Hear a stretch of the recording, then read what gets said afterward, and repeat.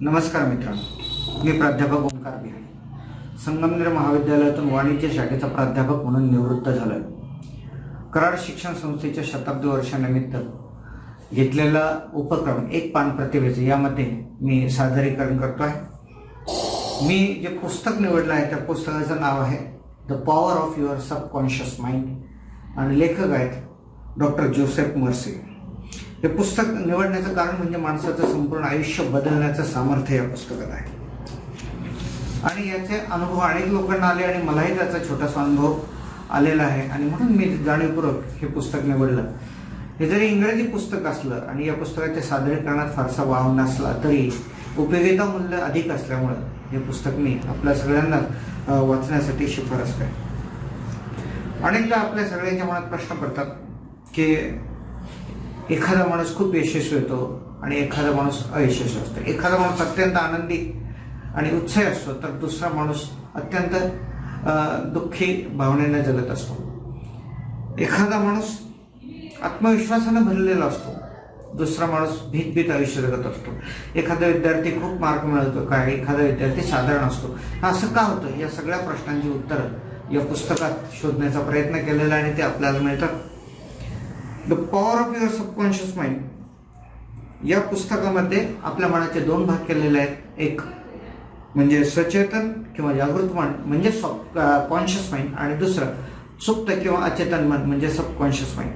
आपल्या मनातल्या सगळ्या प्रश्नांची उत्तरं आपल्या मनातच असतात. अनेकदा आपल्याला सकाळचं संध्याकाळी लक्षात राहत नाही, पण अनेक वर्षापूर्वी घडलेल्या घटना जशाच्या तशा लक्षात राहतात, कारण ती घटना सबकॉन्शियस माइंडमध्ये गेलेली असते.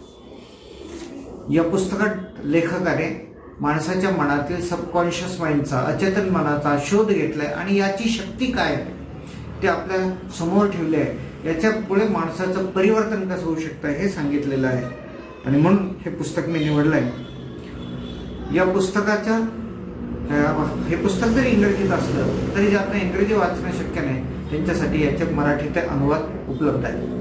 या पुस्तकातलं एक पान जे मी निवडलं आहे ते विद्यार्थ्यांसाठी उपयुक्त आहे आणि त्यात एक केस आहे की एका मेडिकलच्या विद्यार्थिनीला या पुस्तकात सबकॉन्शियस माइंडचा परिणामकारक वापर करण्यासाठी जे तंत्र आहे ते तंत्र वापरल्याने किती फायदे झाला हे सांगण्याचा प्रयत्न केलेला आहे. पुस्तकात जो चॅप्टर आहे त्या चॅप्टरचं नाव आहे how to use your subconscious mind to remove your fear.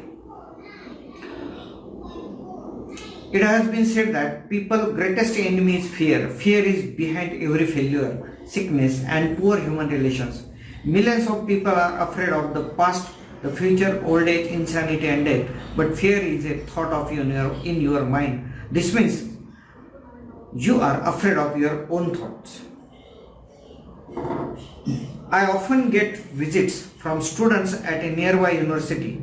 One complaint many of them share is what we can call suggestive amnesia during examination. They all tell me that the same thing. I know the material good before the exam and I remember all the answers after the exam. But when I am in the classroom staring down at the blank exam booklet, my mind goes totally blank. A medical student named Sheila was one of the most brilliant students in her class. Yet when she faced a written or oral examination, she found herself going blank at even simplest questions. I explained the reason to her. She had been worrying and brooding over the chances of failure for several days before the exam. These negative thoughts became changed with fear. How she overcame from the fear? As Sheila studied the working of her subconscious mind, she learned that it is storehouse of memory. It had a perfect record of everything she had heard and read during her medical training. Moreover, she learned that the subconscious mind is responsive and reciprocal. The way to be in deep rapport with it is to be relaxed, peaceful and confident. Every night and morning, she began to imagine her parents congratulating her on her wonderful records. She would hold an imaginary letter from them in her hand. As she began to contemplate his happy result, she called forth a corresponding or reciprocal response or reaction in herself. Under this consistent stimulation, the all-wise and omnipotent power of the subconscious mind took over. It dictated and directed her conscious mind accordingly. She imagined the end, thereby willing the means to the realization of the end. After following this procedure, she had no trouble passing her subsequent exam. The subjective wisdom of her subconscious mind took over and compelled her to give an excellent account of herself. So like that, so many examples has been given in the particular book, which will helpful to all the students and all the people. Thank you very much for giving me an opportunity to present in the project एक पान प्रतिभेचा. Thank you.